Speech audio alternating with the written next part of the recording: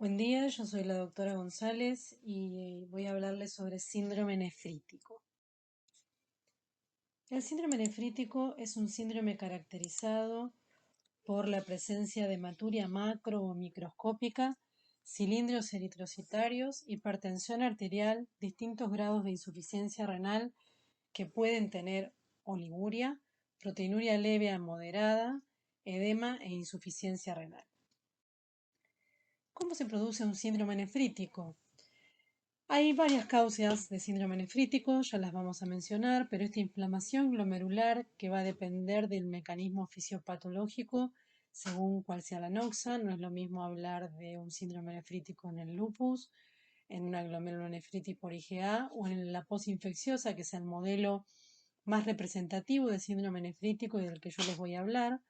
Esta inflamación glomerular produce una disminución del volumen filtrado, y eso es lo que deviene en insuficiencia renal, por la absorción tubular distal normal, y eso es lo que produce la retención de agua y sodio con el consecuente edema, que no es un edema con la severidad del síndrome nefrótico, pero los pacientes presentan edema. Expansión del volumen extracelular, aumento de la volemia con hipertensión arterial, aumento del gasto cardíaco que puede producir insuficiencia cardíaca y aumento de la resistencia periférica. ¿Cuáles son las causas de síndrome nefrítico? La glomerulonefritis posinfecciosa o glomerulonefritis endocapilar, así se la llama, la glomerulopatía por IgA, la glomerulonefritis membranoproliferativa, la glomerulonefritis extracapilar tipo 1, 2 y 3, sobre todo las formas focales, es decir, cuando el compromiso de las semilunas es menor al 50%, el lupus eritematoso sistémicos y las vasculitis de pequeños vasos que representarían la forma extracapilar tipo 3. La forma de manifestación clínica es fundamentalmente el edema, que está presente en la gran mayoría de los pacientes, con hipertensión arterial secundaria a este edema, hematuria macro y microscópica, oliguria, que raramente suele ser una oliguria muy severa, con proteinuria menor a 2 gramos día, y solo un 1% de los pacientes puede tener glomerulonefritis de rápida progresión.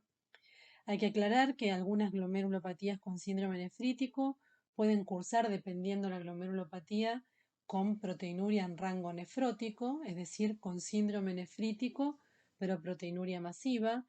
Esto no es la forma más frecuente. La forma más frecuente del síndrome nefrítico es la proteinuria de alrededor de 2 gramos, 1 gramo. ¿Cuáles son los conceptos básicos para interpretar el síndrome nefrítico en las glomerulopatías? El sedimento urinario es muy importante porque el sedimento urinario muestra esta proliferación que ocurre dentro del glomérulo. Es importante medir la densidad urinaria, la excreción de proteínas y evaluar los componentes del sedimento. Acá vemos una asa capilar glomerular. Esto es una asa capilar, esta es otra asa capilar glomerular. Y vemos cómo hay un glóbulo rojo atravesando la barrera de filtración. Este glóbulo rojo, cuando atraviesa la barrera de filtración, sufre una injuria, que esta injuria lo transforma en un acantocito.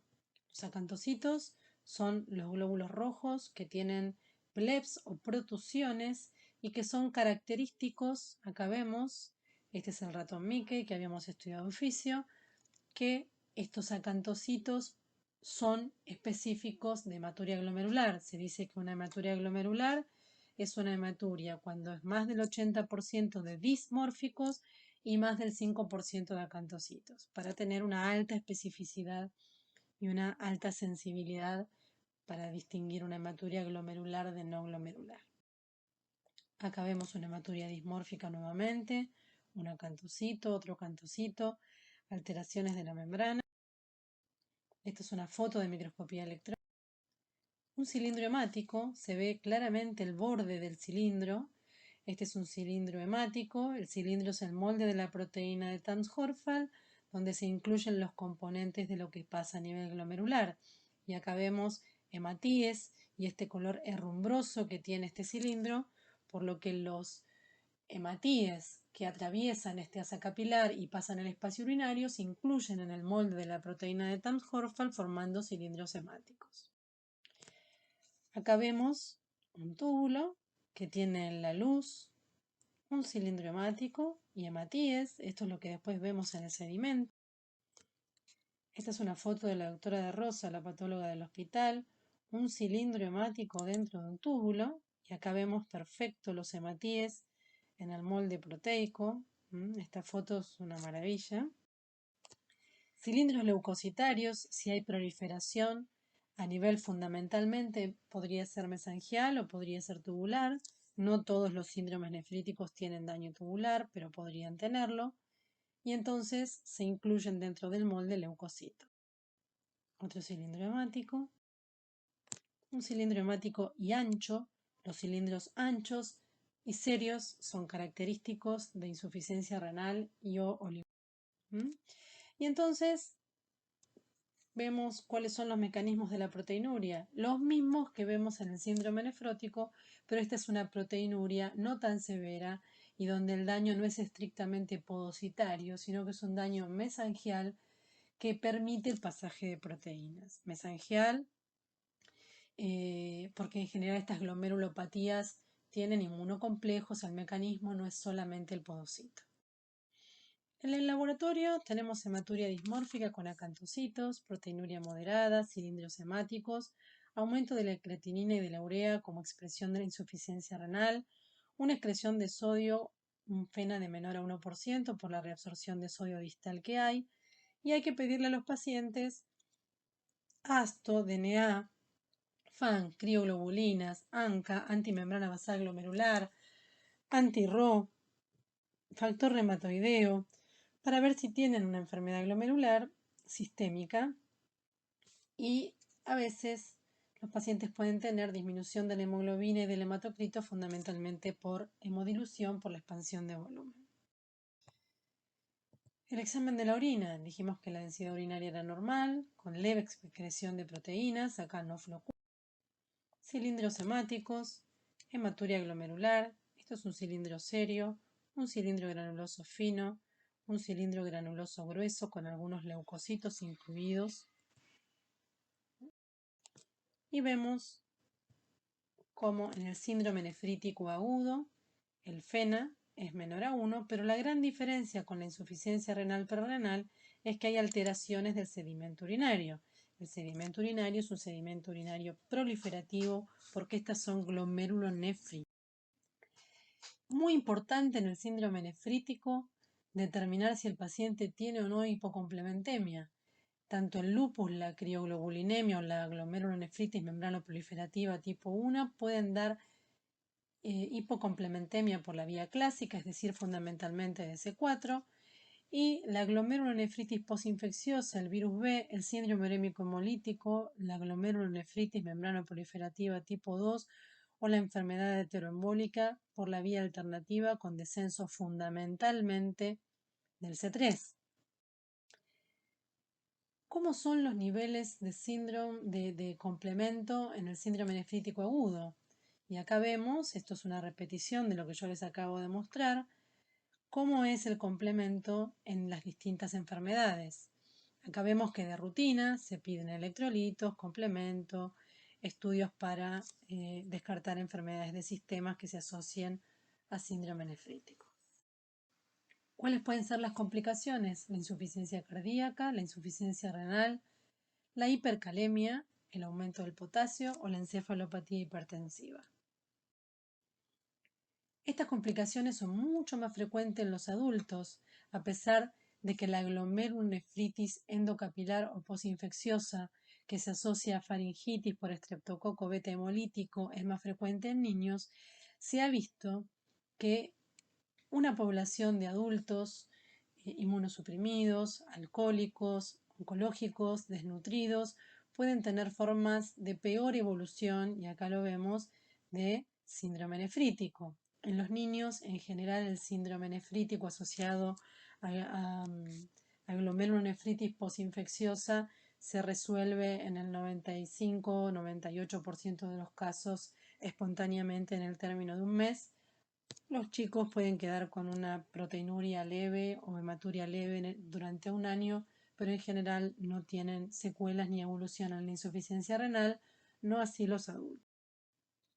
Entonces, la glomerulonefritis posinfecciosa o endocapilar asociada a las infecciones por el estreptococo beta hemolítico pueden ser por el estreptococo piógenes, por el estreptococo del grupo A o por el estreptococo.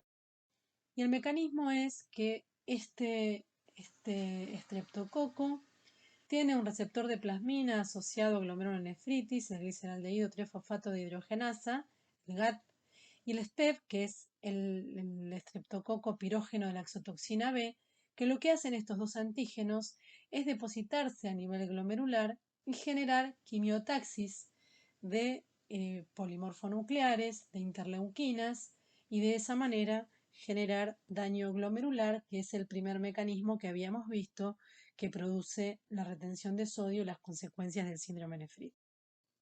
El SPEP y el NADP producen este daño y se vio la presencia de leucocitos sintetizadores de interleuquina, factor de necrosis tumoral alfa, interleuquina 8 y factor de necrosis, factor de crecimiento, el TGF beta, cuando reaccionan con el SPEP, y esto se correlaciona con el daño glomerular, es decir, cuanto más amplia es la respuesta inmunológica, más daño glomerular. Entonces, los antígenos bacterianos nefritogénicos que se asocian a receptores de plasmina y exotoxina se depositan en el glomérulo, activan la vía del complemento, producen una reacción inflamatoria local con reclutamiento de neutrófilos y polimorfonucleares y proliferación de las células nativas con exudación de neutrófilos. Se activa la cascada del complemento y estos inmunocomplejos se depositan fundamentalmente subepitelial, es decir, del lado del podocito. A estos inmunocomplejos electrodensos se les llaman los HAMS. Estos HAMS, que tienen una corona radiada, muy redondeada, presentes en la glomerulonefritis postinfecciosa, son las inmunoglobulinas que se producen secundarias al estímulo de estos dos antígenos del estreptococo. Los niveles de C4 pueden ser normales, pero el factor nefrítico IgG-C3 puede activar la vía alternativa y en general está activada hasta en el 90% de los casos de los pacientes.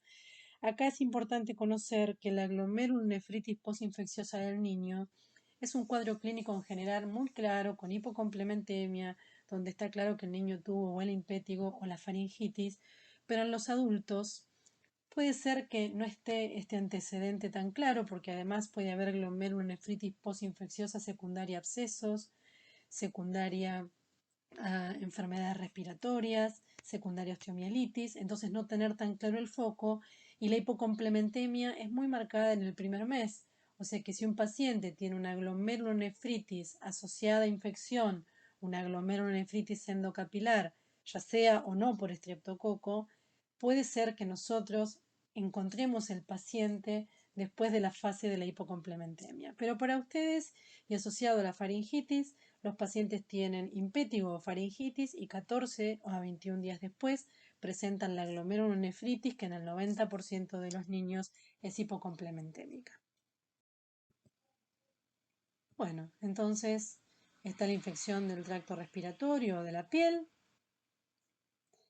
que frecuentemente están ausentes durante la fase de glomerulonefritis, por lo que los antibióticos no juegan un gran rol y a veces los hisopados son negativos. Esto es una respuesta nefritogénica secundaria a una infección preexistente. La biopsia no es un estudio de rutina cuando está clara la evolución, cuando está clara la infección, y se realiza cuando la forma de presentación no es habitual.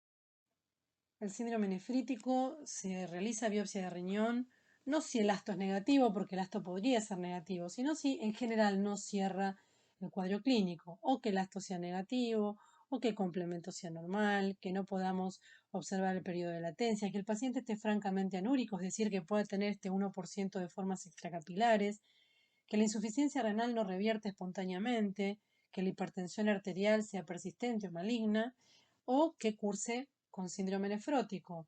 Si todo lo demás está claro y tiene proteinuria masiva, tampoco es un criterio de biopsia, pero si hay síndrome nefrótico, ausencia de periodo de latencia, es decir, uno empieza a acumular estos factores que no son tan claros de glomerulonefritis endocapilar o posinfecciosa, uno indicaría la biopsia de riñón. Aquí vemos un glomérulo con muchas lobulaciones, con aumento de la matriz y proliferación de las células mesangiales, con exudación, con tamaño glomerular aumentado, hipercelularidad endotelial. Acá vemos más de un núcleo de células endoteliales. Vemos como las luces del endotelio están casi ocluidas por esta presencia de células endoteliales. Y acá vemos, esto es con microscopía de luz, como vemos un HAMP, esto es una inmunoglobulina depositada del lado subepitelial. Acá vemos otra. Esto es con microscopía de luz magnificada, es una tinción para microscopía electrónica, pero visto por óptica, porque los HAMPs no se ven tan claramente, no se ven directamente la localización y esta corona radiada que tienen en la microscopía óptica, en las técnicas convencionales de microscopía óptica, sino que se pueden ver con luz magnificada o con microscopía electrónica. Después, estas glomerulopatías, como están mediadas por IgG complemento, se hace la inmunofluorescencia para IgG complemento y se ve, hay distintos patrones, el patrón en guirnalda, que es cuando es un patrón más bien parietal, el cielo estrellado cuando es mesangial, y estos patrones muestran el depósito de IgG y C3 dentro del glomérulo. Acá tenemos en guirnalda, en cielo estrellado. Y este es el depósito electrón denso con la corona radiada, es decir, la formación del citoesqueleto del podocito que le da esta forma bien redonda que se ven en la microscopía electrónica, y si ven, esta es la membrana basal glomerular, están del lado de afuera, es decir, del lado del podocito. Esta es la localización más frecuente de los HAMS o jorobas, que son las inmunoglobulinas, la IgG que se deposita subepitelial. Acá vemos una semiluna, es decir, una forma extracapilar, que es el 1% de las formas de glomerulonefritis posinfecciosa. Estos pacientes cursan con glomerulonefritis de rápida progresión, tienen formas de insuficiencia renal muy severa. En general a estos pacientes se les indica la biopsia de riñón y el tratamiento es con inmunosupresión, a diferencia de la glomerulonefritis posinfecciosa convencional con síndrome nefrítico, que si es postestreptocóxica en los niños se autolimita. Entonces se restringe la sal, se indican diuréticos, se indican antihipertensivos, raramente, pero en los adultos es más frecuente que se requiera de terapias de reemplazo renal. Y la liguria persistente puede ser un indicador de formas extracapilares. La falla cardíaca se puede hallar hasta en el 40% de los casos de los adultos. La citis y la nasarca puede ocurrir en niños y la encefalopatía puede dar convulsiones. No son comunes, pero pueden verse también en los niños. Este es un trabajo muy interesante que se publicó en la Kidney International en el 2013, que habla de glomerulonefritis endocapilar asociada a infecciones, y ustedes ven aquí como la lista de gérmenes es larguísima, no todas son solo el estreptococo, tenemos gram positivos, tenemos gram negativos, tenemos micobacterias, es decir que hay muchos gérmenes que pueden producir glomerulonefritis endocapilar. Aquí vemos que pueden ser por enfermedades cardíacas, por endocarditis, que la endocarditis tiene un patrón parecido a la endocapilar, por infecciones del tracto respiratorio superior, por infecciones pulmonares, por pielonefritis, por infecciones de la piel o por osteomielitis, fundamentalmente, obviamente, en los adultos. Acá vemos infecciones relacionadas con glomerulonefritis en adultos. En este trabajo y en esta diapositiva lo que se quiere mostrar fundamentalmente es que estos pacientes que fueron seguidos durante mucho tiempo tuvieron insuficiencia renal. La evolución en las glomerulonefritis relacionadas a infecciones en los pacientes adultos no tienen un curso benigno como tienen en los niños. Entonces, saber que virus, hongos, protozoarios, helmintos, bacterias pueden provocar glomerulonefritis asociada, que una de ellas es la endocarditis asociada a glomerulonefritis, que tenemos que tener claro si un paciente tiene insuficiencia renal en el contexto de una endocarditis, cuáles pueden ser las complicaciones. Y entonces un seguimiento urinario siempre es muy importante para descartar una glomerulonefritis asociada a infección. Y en este caso, en el mecanismo inmunológico son los inmunocomplejos, similar a la post-estreptocóxica. Los patrones pueden ser, digamos, el 50% tiene crioglobulinemia tipo 3 y el patrón puede ser endocapilar o de membrana proliferativa, el patrón morfológico glomerular.